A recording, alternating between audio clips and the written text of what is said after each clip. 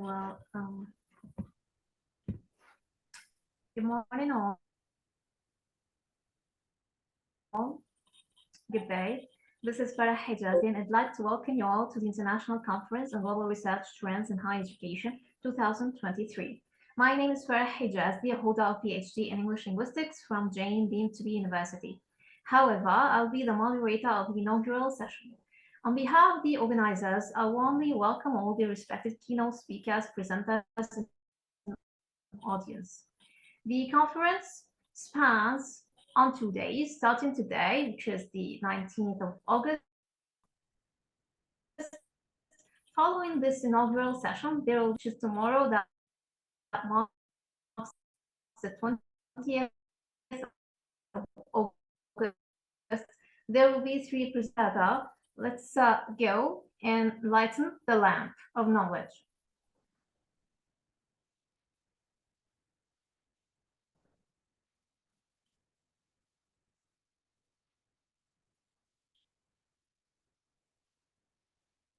Now coming to the organizing institutions that have contributed to the conference. First of all, we have the Management Institute, which was established in 2019. This institute conducts research. It also disseminates knowledge in the field of management, science, and quality. Second, the Warsaw University of Life Sciences, which is the oldest agricultural university in Poland and the fourth of its type in Europe. Third, International Scientific Research Association, which is registered and an Institute Research Association, working to provide scientific research services. Fourth, Research Culture Society, which is registered with several united or government bodies. Fifth, and the final one, Research Institute. This is involved in sponsoring and organizing national and international conferences, seminars, and faculty development programs. The conference aims at discussing issues and ideas, views towards the advancement of theory and practice to create space for presentation of current results of scientific work in the field of social science, commerce, and business management.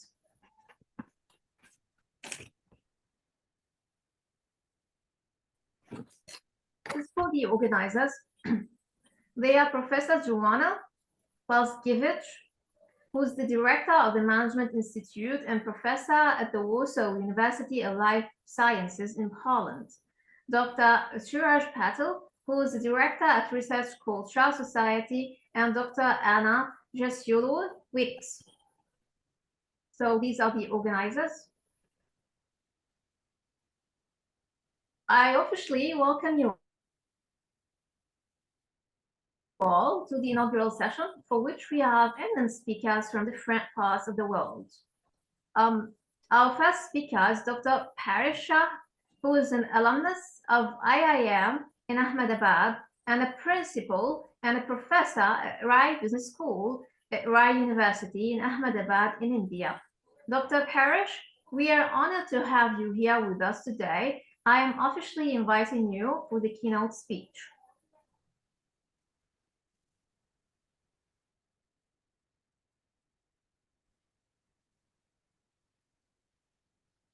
Of the nice support and consider me as a person to make the proper way the presentations. If some errors happen, you may have to bear with me because I had some problem what happened and passed that major point. Okay, friends, the very important thing is that thank you very much to the organizer, Research Culture Society of India, Swaraj Research Institute, and Warsaw Institute of Management and Life Science. I'm always being pleasure to associate with Warsaw University, Poland since now. The very important factor having happened that today's I would like to be discussed on the core values installation and challenges we are going to be faced in the new paradigm in the education. As we know that up to the 15th century or 16th century, basically when we talk about the eastern part of the globe, people were highly educated, morally and principally, ethically being involved in education activities where the three layers were coming. One was coming to the basic level of the working. Second level was coming where the persons are coming to the application oriented level. And third level was coming to the research level. After the 15th century or 16th century, the whole education system have been moved from ethical, moral core values to the get the benefit of the money making. So there is a core value installations is being required. Core value installations have been required at this moment in the 21st century. So here we can say we should imagine, create and inspire. So happy, yeah, dava tu ban karne. Happy greetings to every one of you. I specifically say today's are the agile faculties. The word I am using agile faculty because every faculty, every researcher have to change themselves into creating the new situation and inspire the young generation of the globe. When I try to say very categorically that Happy New Academic Year to one of us, my own colleagues, professors, friends, and design faculty. I hope that you are well ahead, all of you took the time to actually be on break. Here on the right hand side, I have shown the Saraswati Devi, which is basically the one of the installations of the core value in the society.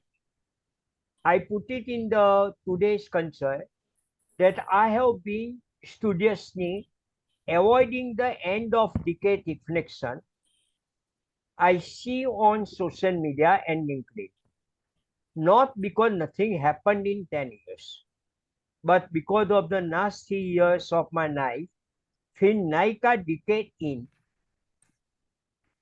end of themselves 2020 was left seeing myself descend into the lowest point of my burnout and depression. So no, this is the status quo have been happened to the all academician, educationists, researchers and so.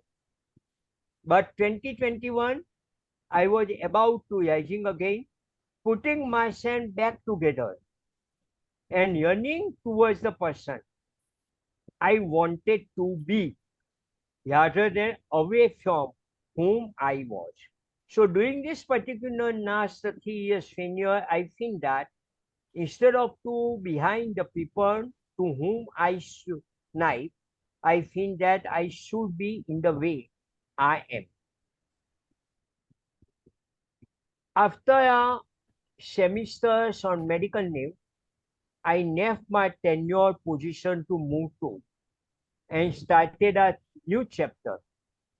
So no, I just tried to be moved from my finance and accounts area to the agriculture and economy towards the teaching, the faculties, research methodology, learning towards the new technological tool. So this is basically the one way we can use our time as a teacher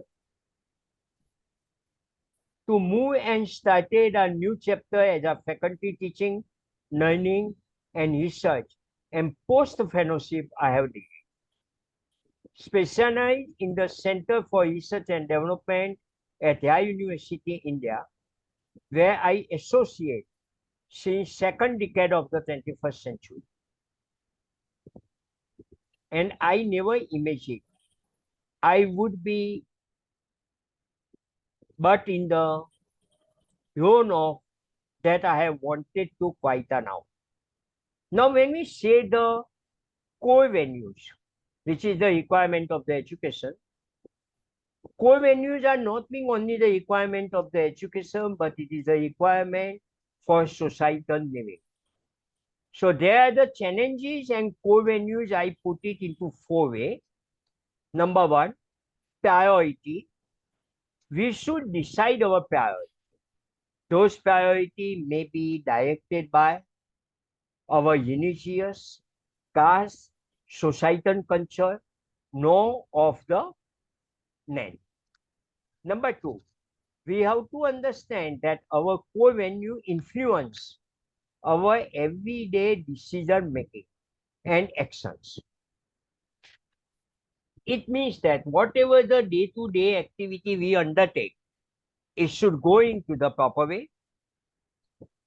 The things we should do should be belongs to personal conviction. And fourth, person should choose to make it important. Now the core values, the what do people value? It's a very important thing. Like when we say that core value starts from excellence also, it should also look toward the freedom and equity. Freedom and equity. So things that to contribute their activities and goals. So whatever the activities and goal we should do, it should contribute. For example, a runner, a swimmer, and a soldier would value different kind of footwear because they understand in a different situation what type of the footwear to be weared by them. So the first and foremost question is coming in the coming era that we as a academician, faculty should support the higher education to define the core values. I very categorically mentioned that core values may be depends on use of land, know of land, culture, religious, and the belief. How does the religious teach this core values? It's very important.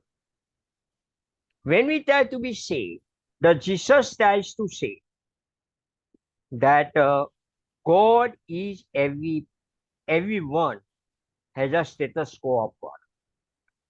So you should look at it. So what do people value is going to be the very important. People will value the things which is worthwhile to them, like things like diamond, gold, and antiques. I very categorically put up the position of the antiques because history, as I mentioned before the 15th century, the core values installation have been done in the education system, which is now goes away. People move towards the diamond and gold, but the antique pieces are going to be make the work on that. So what is the core values? The core values are going to be something like your belief in God, belief in societal culture, know of name, etc. values the thing. So core values are consist of two things. Number one, source of unity and negation. When I say the source of unity, does not I try to talk about a particular caste or religious.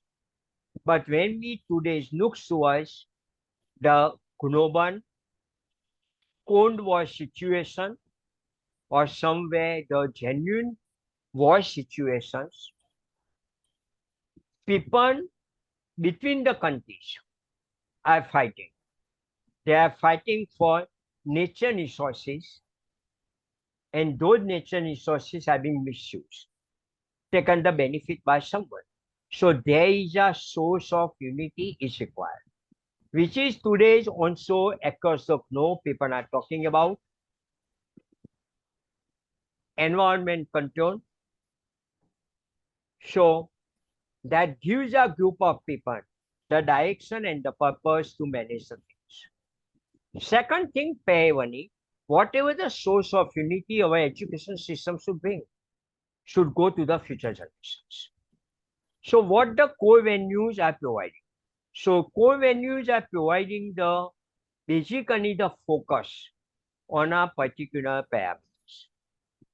So it is going to be provide the boundaries within which the focus is to be done. Like when we try to be talk about a nearby country of India, Bhutan, which have provided a focus on the happiness index.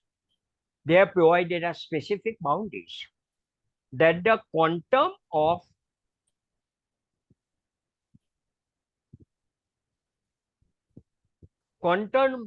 nature resources will not be reduced beyond 40% or so, forest area also.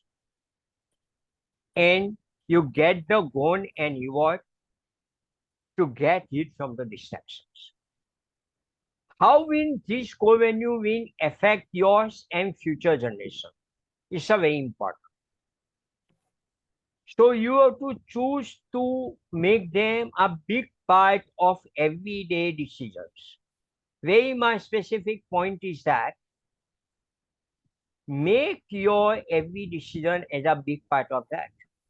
So realize that these venues God and society wants to have. God and society. So social venues reflect how we relate to society. Social venues include justice, whatever the constitutions have provided, that way the justice is to be provided, freedom of the society on human being, non-living human being to get the freedom to survive, get the respect for each other, community, and adopt to the responsibility. So, as we know, the number of things we are not being observing. So our future generations, we have to make sure that they understand. So now there is a need is being happening that cross-disciplinary research, whether sociology should play the major role. So our concern is with social values, like a concern standard we have to manage. Though we generate the good deemed desirable for organized social life, it includes freedom, equality, individualism, democracy, and respect for each other. So no harm to the non-human being is also being taught. Now consider this question about challenges to core value. How do students form a background to view this core value? So it's a very important that how students should form the background. So what have been your experience in applying these values? So as a teacher, we should go to the student and we should try to discuss what type of the experiences you are facing to not to adhere to the situations. What question do you have about these values? Like today's culture of the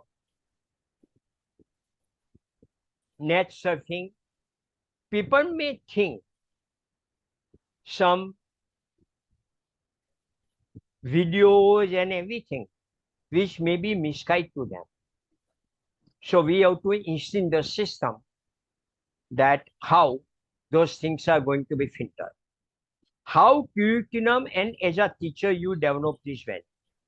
Where can you as a teacher start today enjoying this venue among your students and your night. So it's a very important thing that what we try to say the student should be instant bias. So here the 7 quantity last night I try to say that 7 quantity we should have the vision about future generations. The future generations should have the integrity in one among themselves. Number 2, they should have the compensation, that is a soft corner among each other. Servanthood, I use the word servanthood. The very specifically, the reason is that every teacher, every academician, every person involved in activities should work that I am a servant of the society with an intention to support the community. The community support can be done by the faith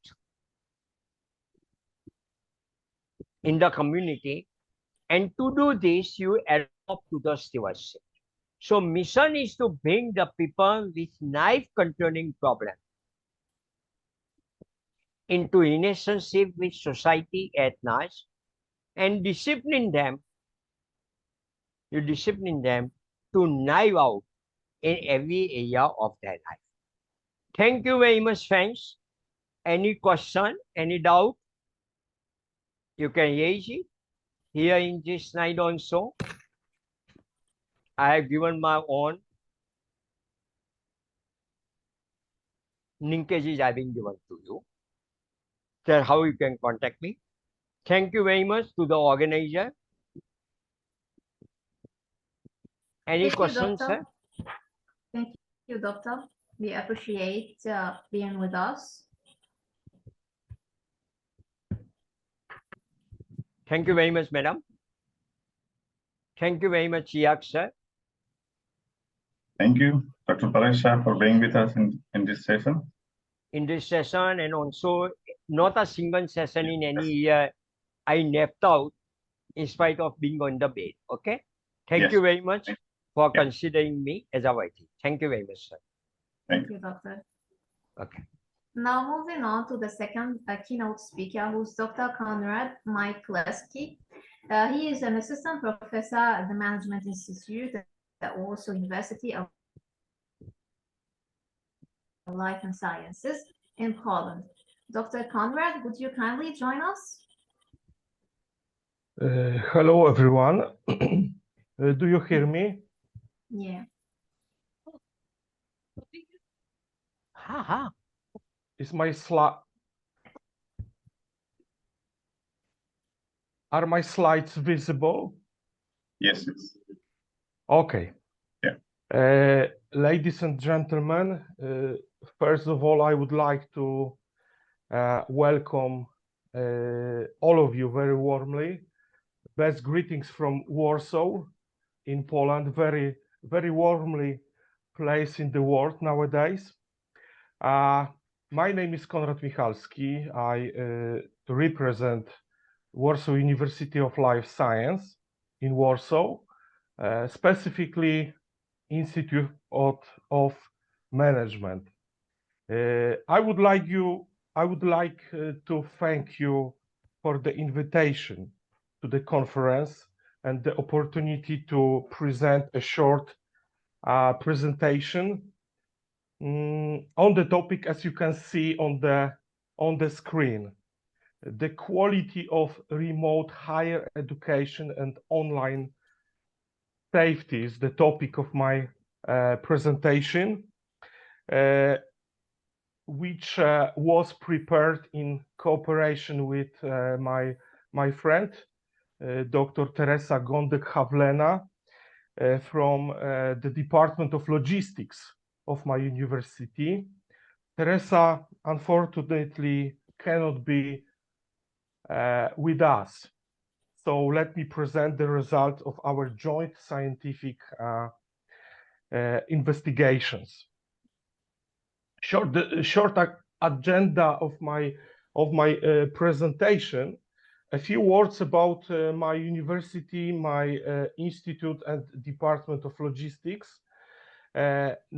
Next, the concept of quality of education, the COVID-19 pandemic as a factor of the remote learning renaissance, the essence of remote education, the quality of remote education in our students' opinion, online safety and remote education, and at the end, I will present conclusions and some future research directions.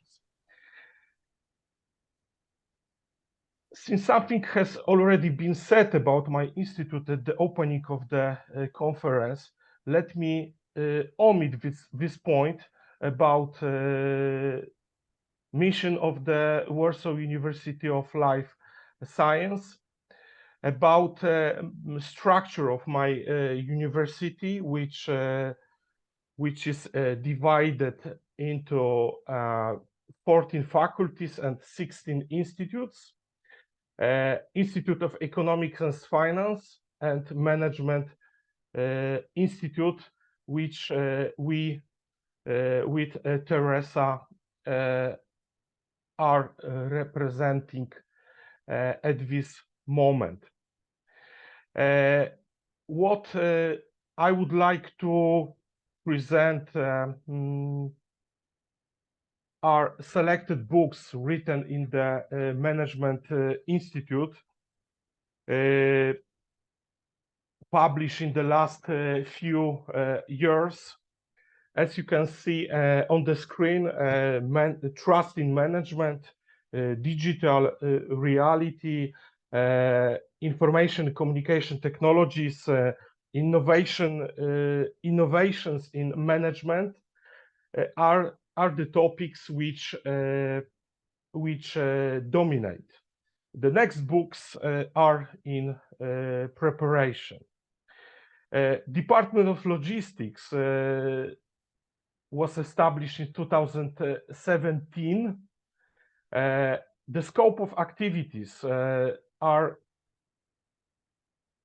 setting prospects and direction for the development of logistics in the economy, shaping the theory and practice of logistics used in agribusiness enterprises, building scientific foundations and defining directions of action for the development of logistics, and detailed areas of researches, transport infrastructure, storage and transport of dangerous goods, urban air logistics, logistics of production, supply logistics, green logistics, and some special books written in Department of Logistics during last few years. As you can see, logistics, transport,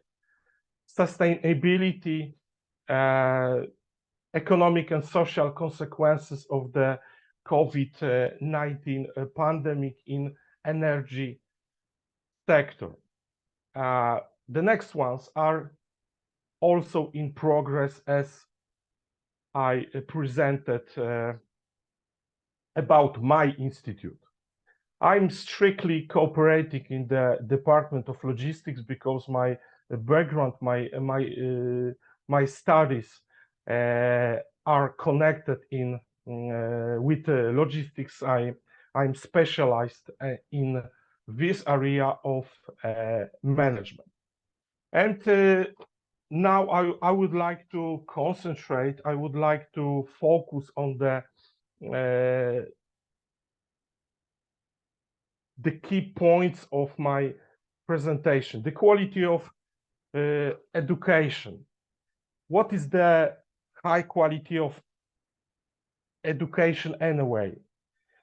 Attempting to define the quality of education, many scientifics cite the definition of quality contained in the International Standard Organization, recognizing that the quality of education means the degree of meeting the requirements regarding the education process and its effects formulated by stakeholders as Professors Grudowski and Lewandowski said, or treating quality in higher education as the degree of compliance of the services provided with the requirements of customers. In addition, it is indicated the quality in higher education is also understood as a multi-dimensional, multi-level and dynamic concept that refers to the mission and goals, as well as specific standards within a given system, institution, program, or scientific discipline, as Professor Tellus stated. It is also worth quoting other definition, Ms. Krajewska. The definition refers to the assessment of this quality, believes that the quality of university education is the sum of positive features of the didactic process resulting from the cooperation of teachers and students in formulating educational goals, the source of which are various constitutive principles of the university, the process and conditions for the implementation, the degree of the achievement, evaluation of activities undertaken by participants of the education process, and meeting the university accreditation standards. Ladies and gentlemen, remote learning is not a new phenomena, also in Poland. Learning in Poland is appeared about 20 years ago, and was used in teaching at many universities. Until the announcement of the first lockdown in Poland in March 2020 as a result of COVID-19 pandemic, of course, the model of complementary education called blended learning was dominated, especially on non-public university. This model was characterized by a combination of the traditional education model with remote or distance learning. In this model, the student both takes part in traditional classes at the university and could see also the content, most often made available through the dedicated platform through the internet. Conditions for high quality remote learning. To achieve the high quality of remote education, it is absolutely necessary to meet the following condition. As you can see, first, the content provided and the method of its transmission meet the requirements of stakeholders. University management should be efficient, reacting flexibly to needs, and immediately implementing the expected solutions. So we are talking about high quality of management.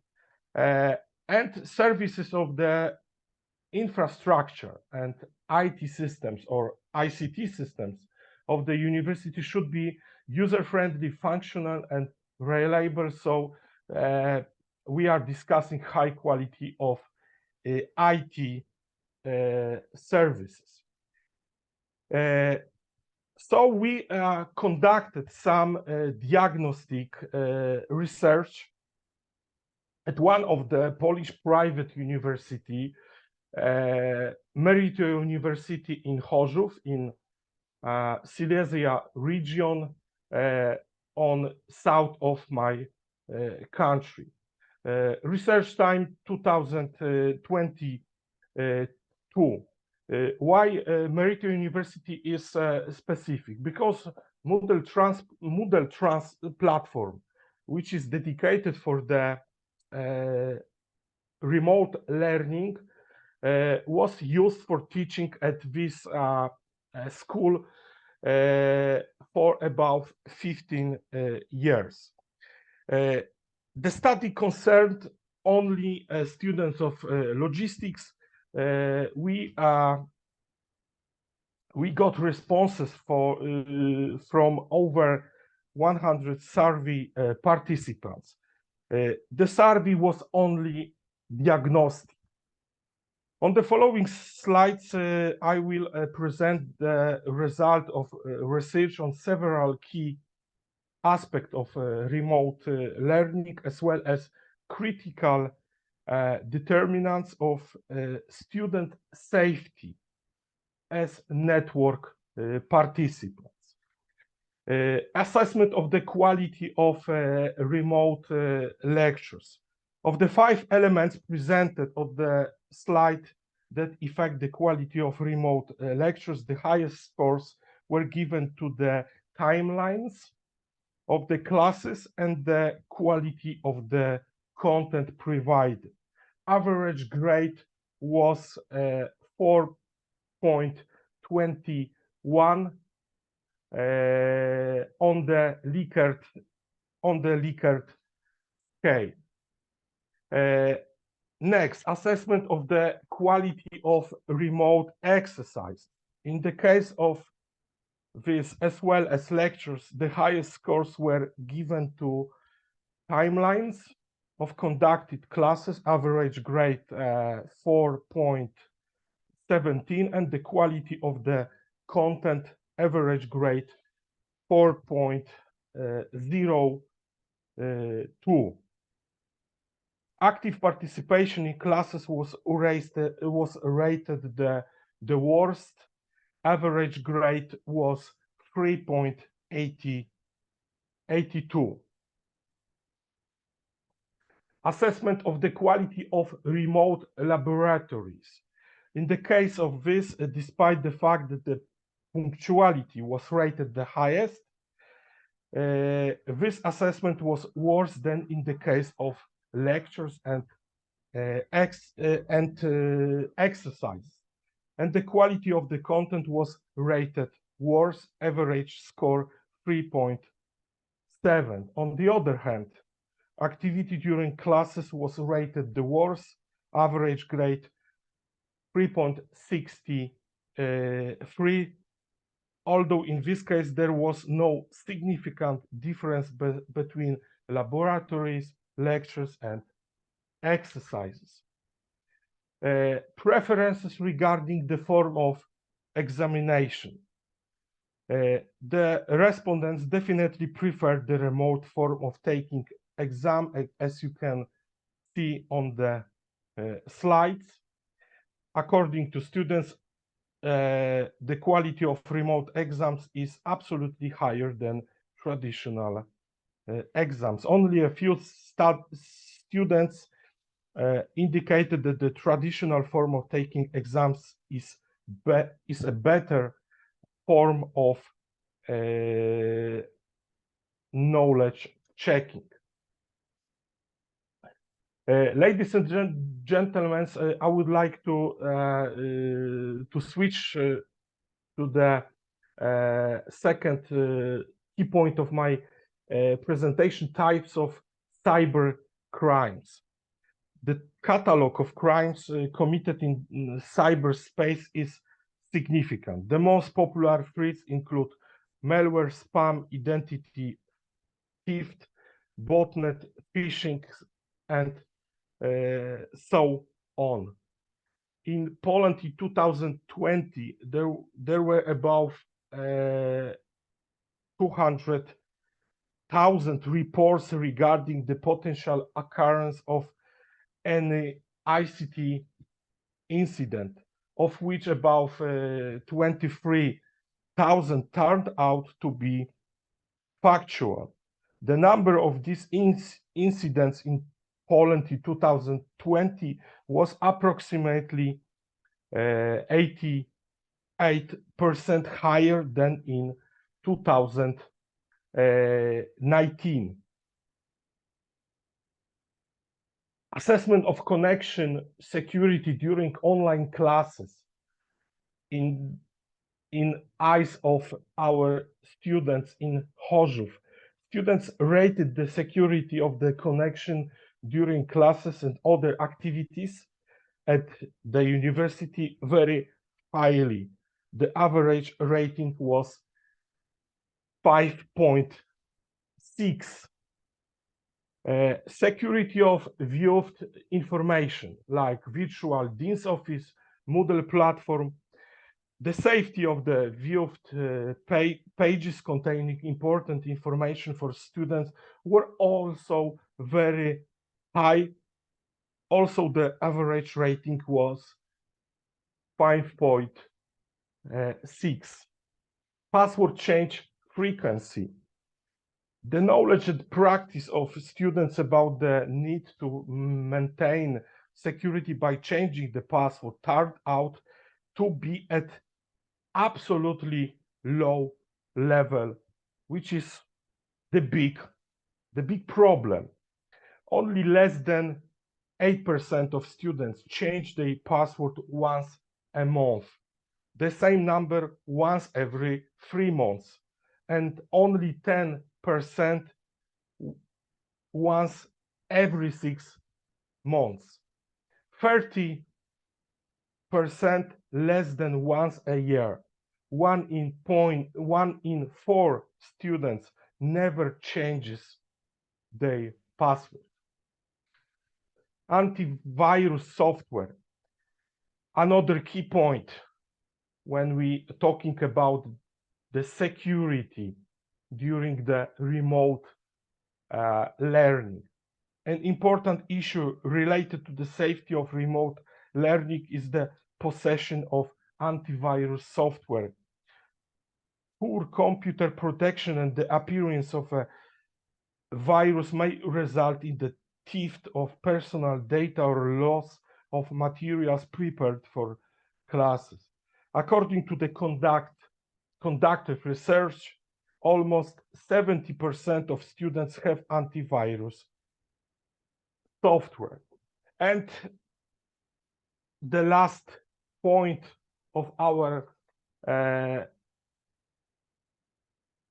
question set for students, knowledge about network security.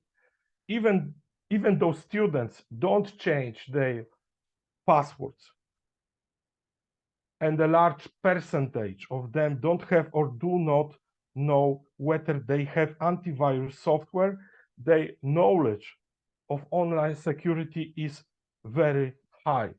60% chose points 4 or 5. Only 7% of students believe that they have no knowledge about online security. This phenomena is disturbing and certainly indicates the need for further education of young people in this area. Conclusions and future research direction. What conclusions have we reached thanks to the research, and what further directions of research do we see as our targets for the future? Conclusions. Remote learning will play an increasingly important role in the education process and gives the opportunity to study majors regardless of the distance. The quality of lectures and exercises conducted remotely is highly rated. The remote form of education doesn't fully work in the case of laboratories, where certain tasks must be performed on special equipment. Students positively assess the possibility of connecting during classes and the availability of platforms with materials for classes or contact with the dean's office. Unfortunately, even though students evaluate their knowledge of online security. The research shows that they don't use it. It seems advisable to conduct further research on a larger group of students. It would be very interesting to conduct research among academic teachers on how they assess the remote education system and to carry out a comparative analysis of the quality and safety of remote education from the point of view of the student and the teacher, as we are going to do in the future. If you want to refer to the sources to which I refer in the presentation, I have included a list of literature used. Thank you for your attention. Thank you, Dr. Conrad, for this insightful presentation. Actually, we can't thank you enough for the meticulous information you provided. And undeniably, COVID-19 has changed all spheres of life, not only teaching. So it's on teachers just to take their positions and like support the teacher in whatever materials they have. Thank you, Doctor. Thank you very much. Now let's move on to the third speaker of the day, who's Dr. Rania Lampu. She's a STEM instructor and ICT teacher trainer in the Greek Ministry of Education in Greece. She is also a teacher and a holder of a master's in education and language teaching. She is passionate about cognitive neurosciences, and she is a passionate researcher on cognitive neurosciences and neuroeducation. Currently, she is a STEM instructor at the Greek Astronomy and Space Company, Annex Salamis. She is also working at the Greek Ministry of Education. Dr. Rania, the stage is yours. Would you kindly join us? Yes, warm greetings from Greece. Am I audible? Yes. Yes. Okay, first, I would like to congratulate all the organizers for this great conference. I'm very honored and privileged to be a part of this. I would like to welcome all participants to the International Conference on Global Research Trends in Higher Education, and I wish you all the best for this significant initiative.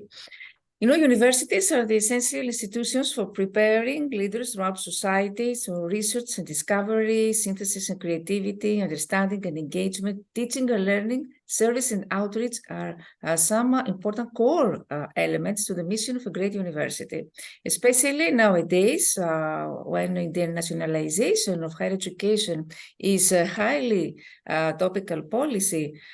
Internationalization must take account of the full range of purposes of higher education, and these policies should not, of course, neglect the economic aspects of higher education, but they should also take account of the need to provide graduates with the ability to conduct research in the cultural dialogue, to consider an issue from various points of view and develop a democratic culture. So for this reason, universities need to provide graduates with the necessary skills. As I said before, my topic today will be bridging the gap between the higher education labor market. Why I selected this topic? Because higher education is facing great challenges. Many students come out of the university uninspired with skills that do not match the current needs of the workforce.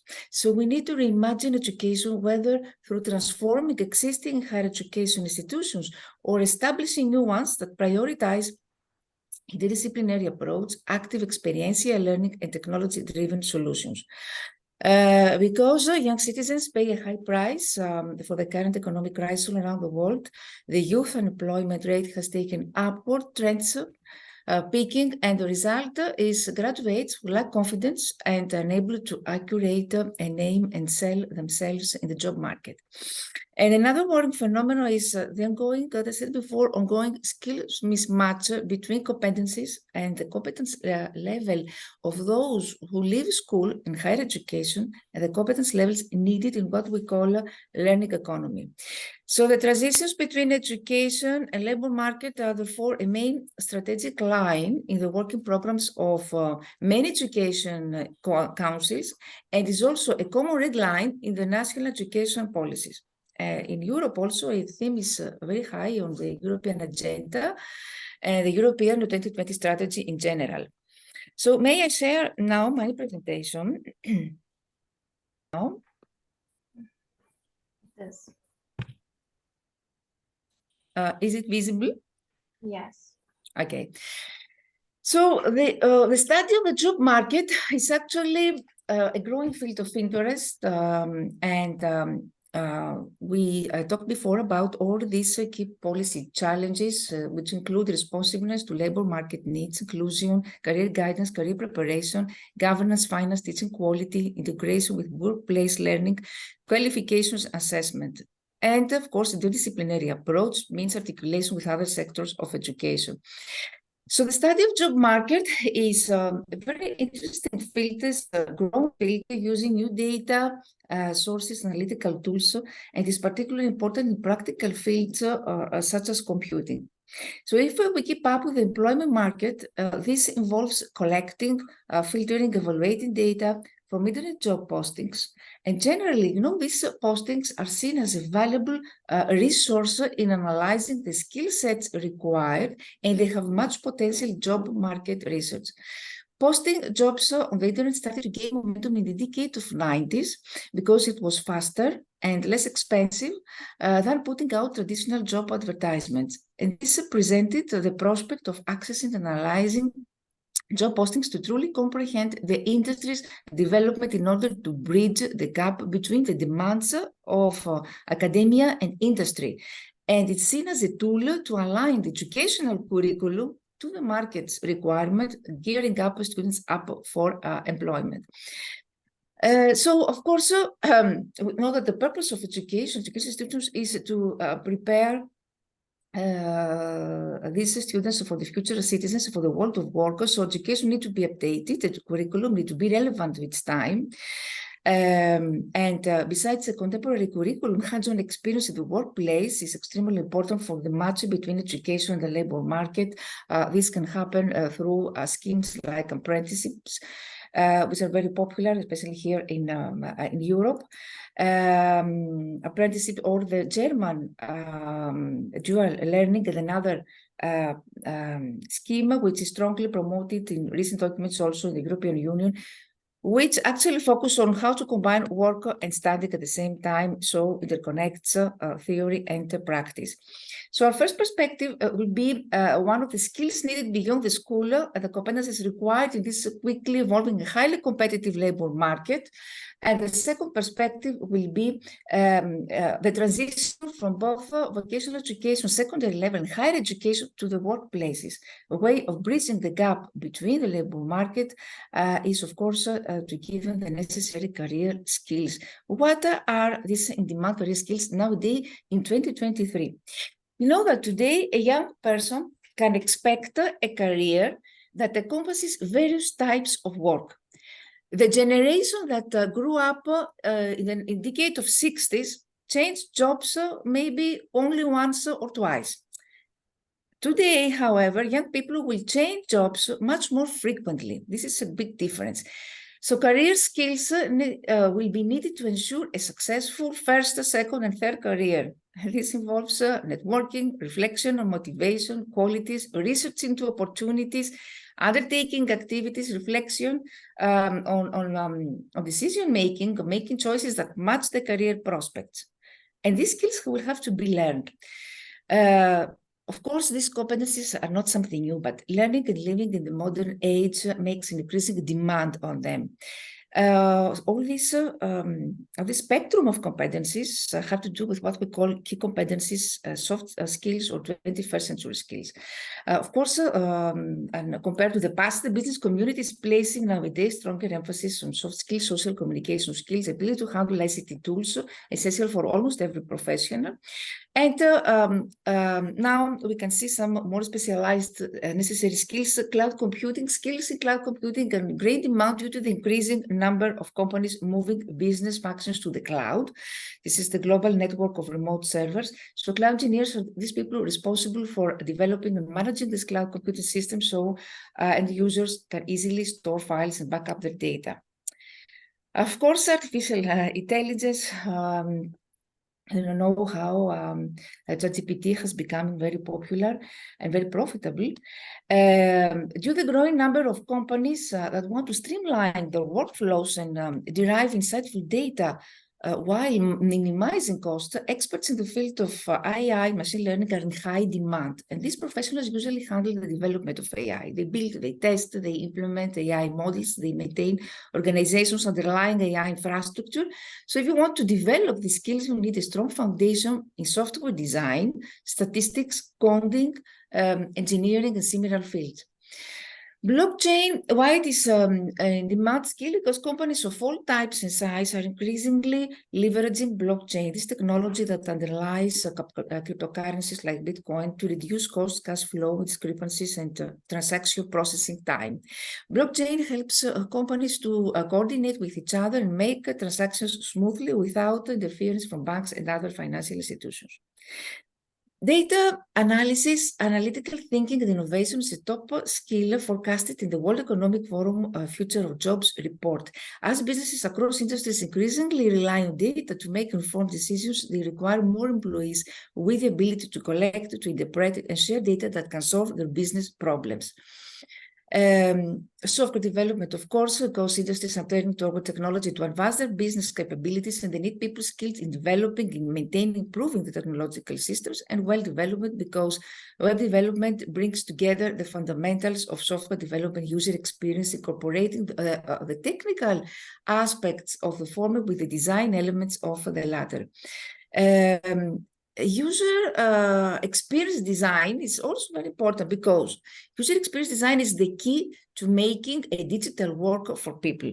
You can find an increasing number of growth opportunities in this field. Getting into this promising, we could say, industry requires the right skills and training to meet the increasing business demands. If you want to gain advantage when you develop your user experience design skills, you can, of course, build network, which is very important. You can follow degree programs. You can follow other experts on this field. Search engine optimization, because many companies are realizing the importance of digital marketing and are regularly looking for people with strong marketing skills, search engine optimization skills to increase the company's visibility and web presence. This tech skill is obvious, is popular for obvious reasons. Because increased visibility means more site traffic. More site traffic leads to increased conversions, customers, and revenue. Project management, of course, mobile app development. The industry for mobile application development continues to grow as mobile devices such as smartphones and tablets become at the center of communication and work. You know, after the COVID pandemic, during and after the COVID pandemic, the growth of apps, of mobile apps, was spectacular. We're talking about 90% increase of the sales of mobile apps. So business and technological development have emerged at an impressive pace, resulting in increased demand for people with experience in app development. When we talk about mobile app development, it's the set of processes and procedures involving programming and creating applications or software design for faster operating mobile devices. So if you want to learn how to develop a mobile app, you will need specific skills such as coding and light graphic design. So it's something that is very, very challenging and interesting to explore. students already here in Greece at an early age are experts in mobile app development. So when they grow up, certainly they will be successful. People management, it's about how strong people management skills have to do with building and strengthening relationships, to give the right motivation, to understand the needs of your team, to help others achieve their goals. And this includes, of course, both hard and soft skills, with the emphasis on soft skills nowadays. Industrial design is this is a professional practice of designing products such as cars or smartphones used by millions of consumers. So most of the products undergo multiple design iterations before they reach the market. These product iterations typically involve several decisions on design and function, and employers usually need the skills of an industrial designer during these steps. Industrial designers focus on the functionality and appearance of a product, although they're usually involved in far more during the development process. Creativity, because creativity is one of the most important skills we can develop in the workplace. Being creative means we can devise new ways to perform tasks, to meet challenges and solve problems. And this way of thinking can help companies move in more productive directions. So creative employees are extremely valuable to a company. Here in the Greek ministry where I'm working at the Directorate of Educational Technology and Innovation. What matters most here is original ideas. People who are usually successful in the ministry are those who have suggested original innovative ideas. So collaboration, of course, building collaboration means building trust. People who are effective at building trust know how to understand the variety of viewpoints, to manage priorities from everyone on the team, and quickly meet expectations as a reliable member of a team. So successful collaboration entails mutual respect, a cooperative spirit. So companies usually look for employees that work effectively as a part of a team and are willing to balance personal achievement with the team's goal. Adaptability, I think the COVID paradigm has shown this, how this is important, how to be flexible and adaptable. Adaptability is important because as technology continues to advance, the companies that embrace new processes can often stay competitive in their industry. So companies are seeking employees who can show strong adaptability skills so that can become company leaders. Adaptability means being able to change in difficult situations in order to achieve success. This is important time management and any other career skills that I mentioned before. Why? Because we needed to bridge this gap, the gap between academia and the industry. Fundamentally, the academia should promote a multidisciplinary approach to research and learning within its community, to develop a vision framework and strategies, plans that actually identify promising opportunities for collaboration with the industries, cater for long-term and short-term strategic partnership with built-in flexibility work, provide for regular dialogues that will bring both sides together for quality relationships. In this way, you can attract academia, research and development activities, enhance local learning technology transfer. And what would be the benefits of this? Of course, enhanced research collaboration will offer an effective platform for mixing industrial problem solving with academic knowledge production. Industries that engage in collaborative research with academia will overcome the limitations of their internal research and development department. Second, they can keep at the cutting edge of scientific development. And third, academic degree courses are exposed to competition through the increased mobility of students. So courses involving prospective employers are attractive since they improve the opportunities to get the jobs after graduation. Certainly a well-developed network and effective dialogue with actors within the industry and other sectors of society are very important. Here in Greece, unfortunately, there is a taboo many years now between this collaboration, about this collaboration between higher education and academia and industry. Very recently, there was a legislation for the Greek Ministry of Education that actually involves for the first time industry in the research field.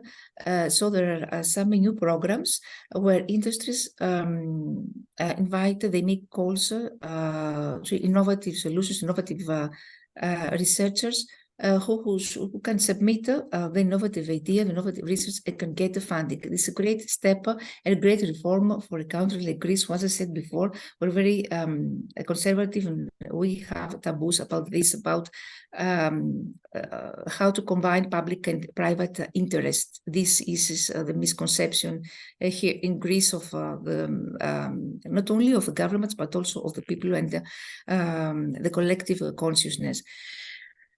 So one way to close this gap between the education industry is teaching entrepreneurship. This has starts in the curriculum of primary secondary education already here in Greece.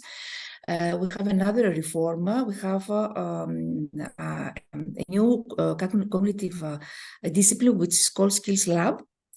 And this, for the first time, includes some thematic sessions which are optional, but are very important, such as entrepreneurship, environmental awareness, or STEM robotics are also for the first time.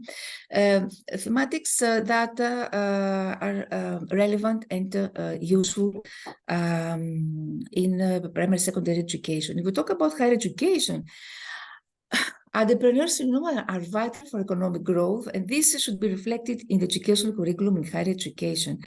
Entrepreneurs need an understanding of economic and legal issues, as well as marketing and taxation. They also need to be able to draw up business plans. Educational institutions can respond to these plans, for instance, by incorporating entrepreneurial skills, as I said before, the curriculum, or having students follow a course given by a guest lecturer from industry. That would be a good idea. Combining studying with running a business. Why? Because many students run a business during their studies. Educational institutions can help students by adjusting their programs, for instance, allowing real-life business assignments to count towards the study credits, or by letting final year students keep a greater share of the profit from the business without losing their eligibility for student finance. And better links between education and labor market. Education and training should be more responsive to labor market needs. This is why educational institutions and the private sector are working together more closely through organizations dedicated in this. So when we talk about recommendation, of course, is this shift towards practice-oriented knowledge transfer, which is required. Students should be exposed to real-world experience from an early age onwards, paving the road for further on-the-job training. So we need practitioner faculties with endorsed co-curricular activities such as student societies, part-time work, entrepreneurial schemes, volunteering, also volunteering. Research says that volunteer service learning is a great step to enter the job market. And internships or apprenticeships I mentioned before, other schemes. Women's workforce participation also is essentially because high percentages of women with higher education remain unemployed still in 2023. And of course, university graduates need to expand their soft skills and work ethics. So we should aim to change the theory-based and linear schooling approach, create a real-world connection where students are actually motivating and they learn by solving real-world challenges. And that's why career preparation is absolutely needed, how to ensure equitable access to design for transformative change, identify barriers to equitable career readiness. Hands-on experience and work, and this is related to vocational education and training. Recently, the European Union, it was actually during the COVID pandemic, offered a great framework because vocational education and training is should be agile in that it adapts swiftly to labor market needs and provides quality learning opportunities for young people and adults alike. And this needs reform, urgent reforms, and strong focus on increased flexibility of vocational education training, reinforced opportunities for work-based learning, apprenticeships, as I said before. So for this way, we needed to offer a balanced mix of vocational, including technical skills, well aligned to all economic cycles, evolving jobs, working methods and key competencies, including solid basic skills, digital, transversal, green, and other life skills which provide strong foundations for resilience, for lifelong learning, lifelong employability, social inclusion, active citizenship, and personal development.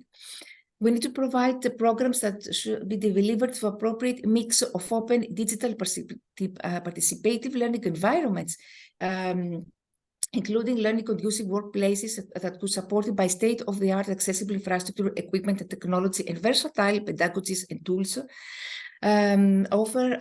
This offer should be regularly updated, of course, as relevant, building on skills intelligence, how graduate tracking systems, skill anticipation mechanism, including sectoral and regional levels.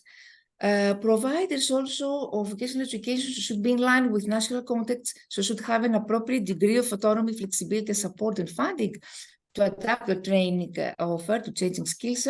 And of course, the training programs should be learner-centered, offer access to flexible modular pathways based on the recognition of the outcomes of non-formal and informal learning, open up career learning progression, and internationalization strategies, of course, which are very important, especially when we talk about this mobility of students nowadays in higher education, opportunities for learning mobility of learners and of staff, clear and user-friendly information, learning career opportunities, validation opportunities, and of course, the most important is that the inclusivity, because this program should be inclusive, accessible for vulnerable groups also, such as people with disabilities, with low qualified skilled persons, minorities, people with migrant background, people with fewer opportunities because of the geographical location or socioeconomically disadvantaged situation. I'm telling all this because, unfortunately, in many countries, here in Greece also, vocational education is not considered attractive to students, and this is a misconception which starts from parents.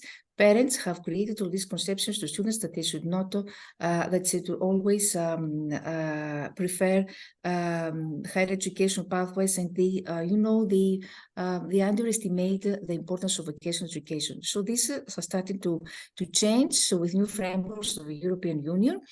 In Europe, before concluding, I want to say that Europe supports STEM and promotes STEM education, which is the future, as I always say in my presentation, as a STEM instructor, because it ensures the preparation of young citizens, the future preparation for the workforce. And in Europe, the Lisbon strategy, how this started. After the Lisbon strategy, governments aligned the graduation cycles to the bachelor's, master, doctorate model. They set up an agency for monitoring European quality standards in higher education and introduced into the curriculum what we call the European Credit Transfer and Accumulation System, which allocates credit according to learning outcomes. But of course, lifelong learning is part of all these frameworks of the European Union. And nowadays, 2023, during the European Competitiveness Councils in Vilnius, European Union research ministers discuss what skills are needed now and in the future to ensure the competitiveness of Europe in the field of science and education in order to achieve long-term competitiveness. So thank you very much. For your attention and for any question I'm here to discuss. I think it's a very relevant topic because we have so many so many graduates here in Greece, with PhD holders and master diplomas and all this, but they are unemployed because there is this mismatch between the in-demand skills that are needed and the skills that they acquired when they finish their bachelor degrees or master degrees. So thank you very much. Thank you, Dr. Rania. Your presentation was really informative, and we'd like to thank you a lot for being with us as a keynote speaker. Thank you. Thank you. Let's move on to the final keynote speaker of the day, who is Dr. Zihoi Chan. She's an assistant professor of accounting and finance at Edinburgh Business School, Heriot-Watt University in the UK. She has been a senior lecturer in accounting and finance at the Department of Finance, Performance and Marketing at Teesside University. Well, she's working towards her CIMA professional qualification and senior fellow of the HEA. Dr. Ziyu Chen is the first Chinese international student president of all the UK Students' Union, and she was awarded the highly commended International Student of the Year in the UK in 2013. Dr. Zi Hui, would you kindly join us? Yes, I need to share my screen, please. Yes. Great. So let me share my screen. If you can see the full screen. Yeah, it's visible. Yep, great. So thank you so much and good morning. This is the UK morning time at the moment, around 8:15. So today my keynote is gonna talk about how should the modern business school adapt to meet the changing needs of the contemporary business education, considering the role specifically for the accounting disciplines.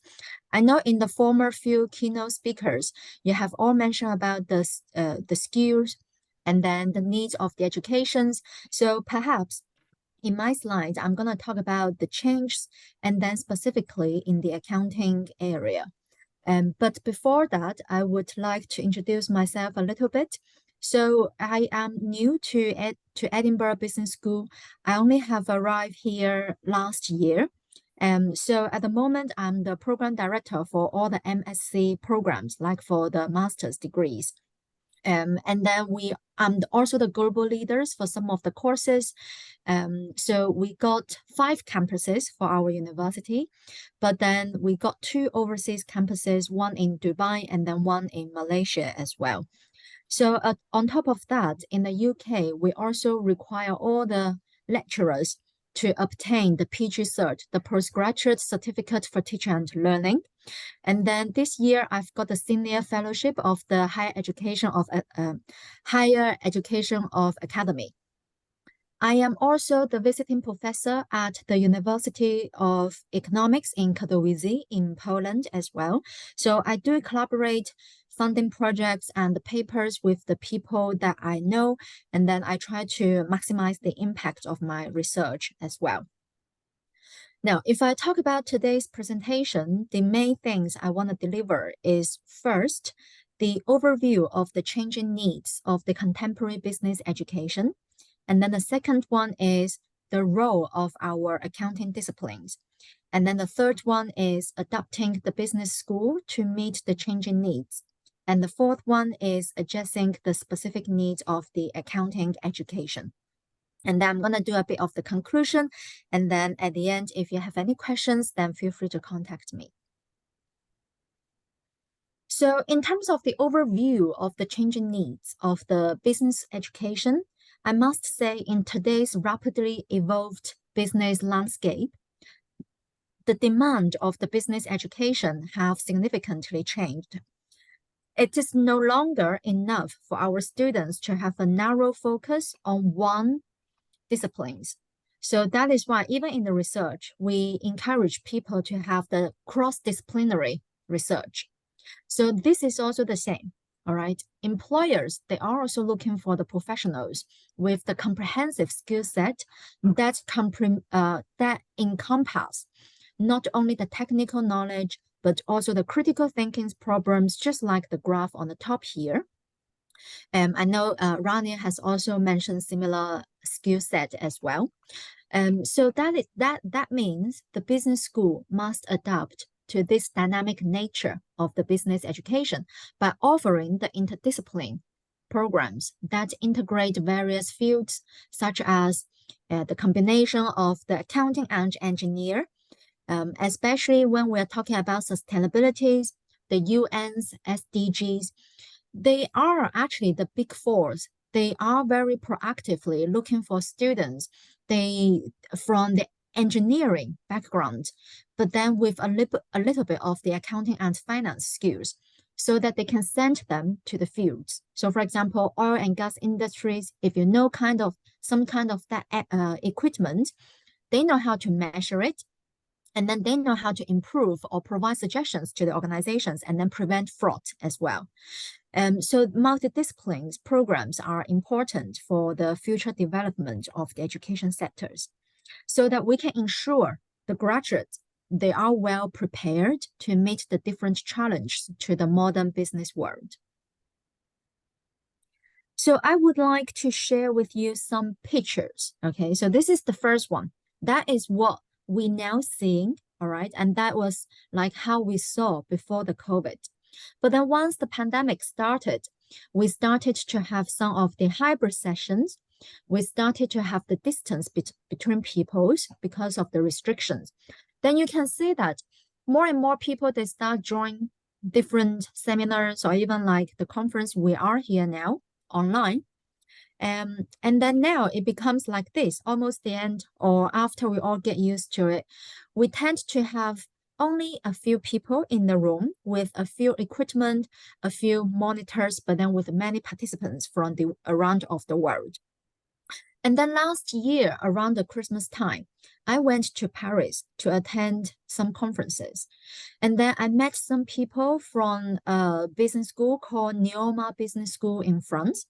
And that was one of the many forward-thinking European institutions that I have ever seen, because they are stepping in to the metaverse. I'm not sure if you heard of this word, metaverse.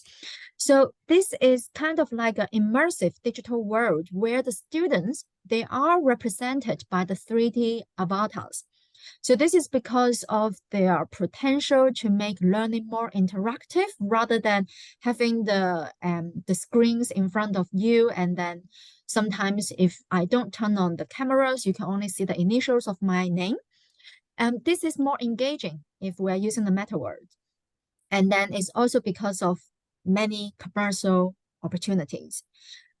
So based on the McKinsey's analysis, okay, because the interview, and then they did some of the investigation of the Neoma Business School, they said the metaverse will generate up to $5 trillion dollars in the value by 2030s, if most of the like businesses or even the universities, they try to adopt this kind of the model to engage with their students, with their clients, with any people that they want to collaborate with. So this is one of the interesting things I found. So in terms of the accounting disciplines, okay, it's always important, as you can imagine, all the businesses, we need at least one accountant in place. All right. And on the other side, accounting people, we are relevant to decision making, especially to the ethical practices as well, because accounting provides the language of businesses, enabling effective communication and understanding of the financial information. So that makes the students with the abilities to analyze the financial data, evaluate the financial health of the organization, making some informed business decisions. Okay, so accounting education, there are also emphasis on the ethical considerations in the financial reporting, ensuring that our students can develop a very strong ethical framework to uphold the integrity and professional responsibilities. So if we can combine, or perhaps I say integrate the accounting areas into business education, research, and the impact studies, then the students or even the researchers, we can get a holistic understanding of the financial aspect of the organization and better equipped to contribute to the sustainabilities, ethical business practices.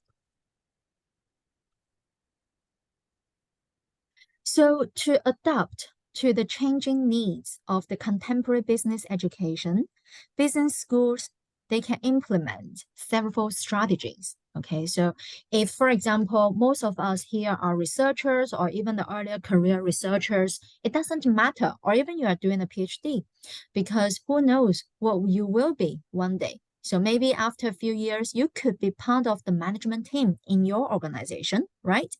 So I got some ideas perhaps you all can consider. So the first one is to adopt the interdisciplinary approach. So this kind of approach helps students understand the interconnectedness of different business functions and prepares the students to tackle the complex real-world challenge. And then the second one, of course, is technology. Everything is about technology in the modern world. So we should leverage the technological advancement to enhance the learning experience.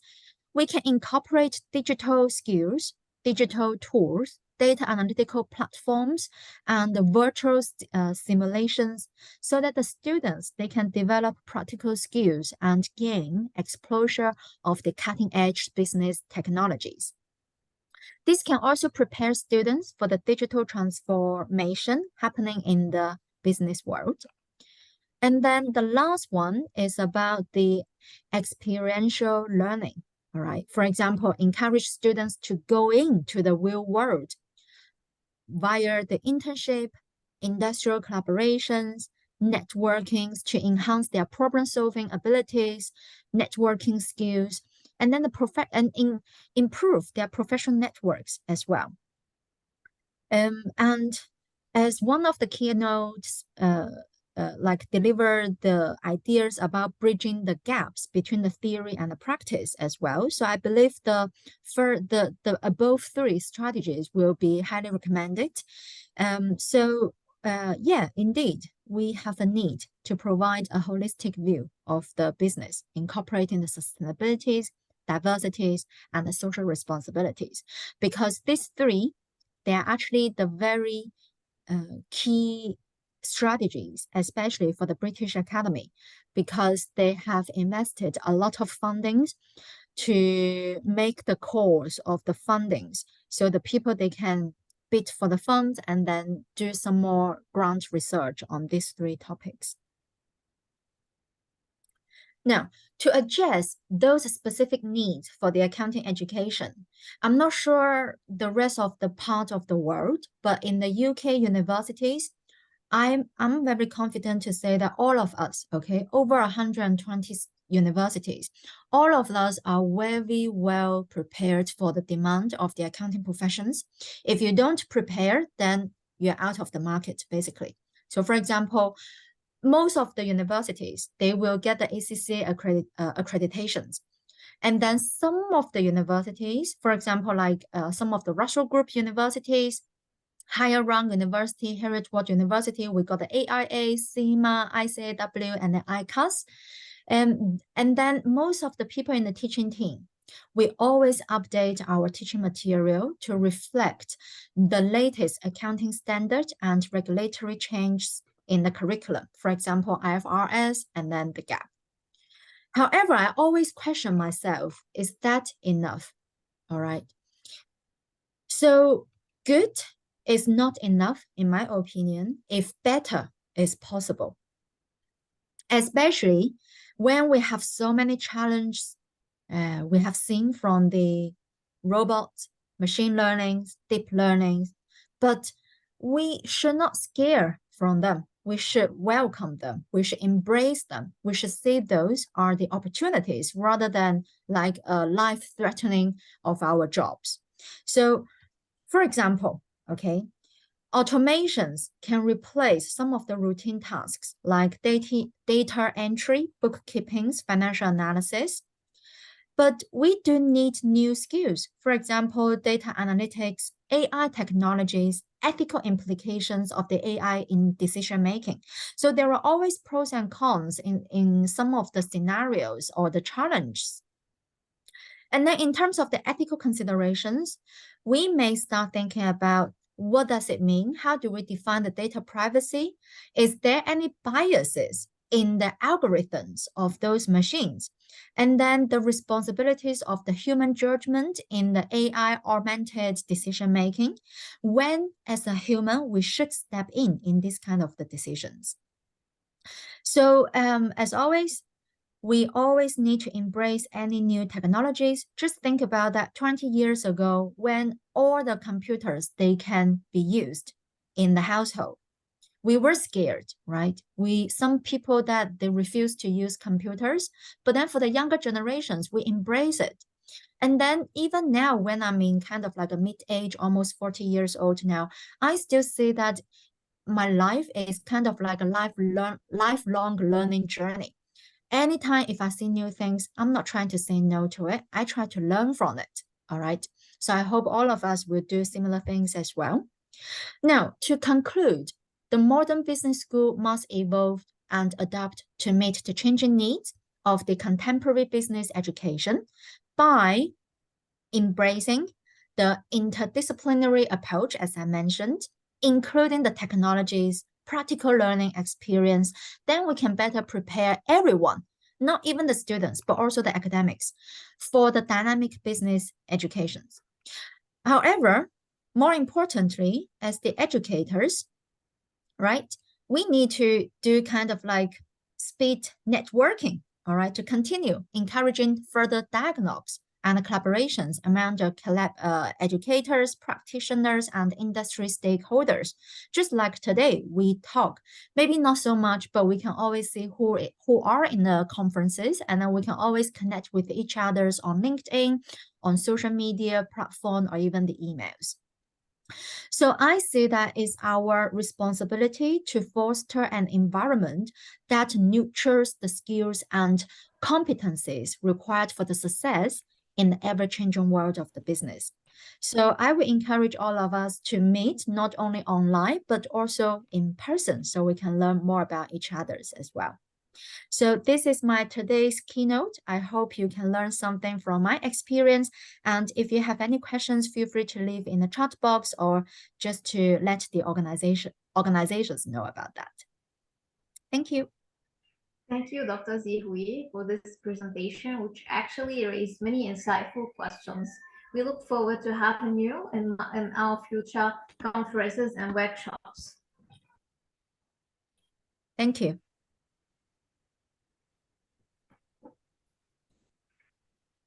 Thank you all the speakers for being with us in this inaugural sessions.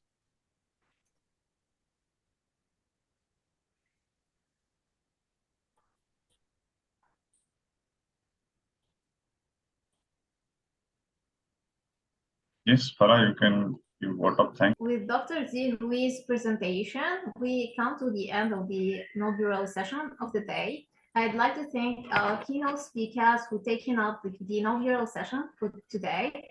And we look forward to having them again in our future conferences, workshops, and initiatives.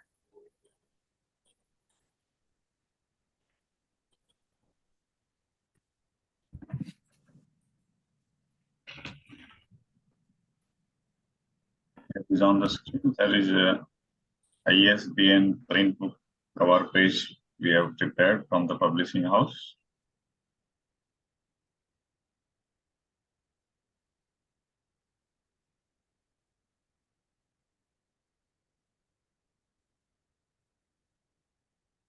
All the participants, please do read the notes.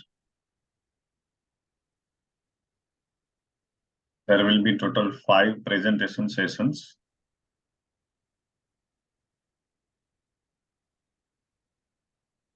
And feedback link will be shared in each sessions at the end, last 5 minutes. Regular presenters, be ready with your open PowerPoint presentation slides at your end, and we stick about the time limitation, about 8 to maximum 10 minutes only. Thank you for joining the inauguration sessions. We will continue our next session as per the given time in the schedule file. Thank you.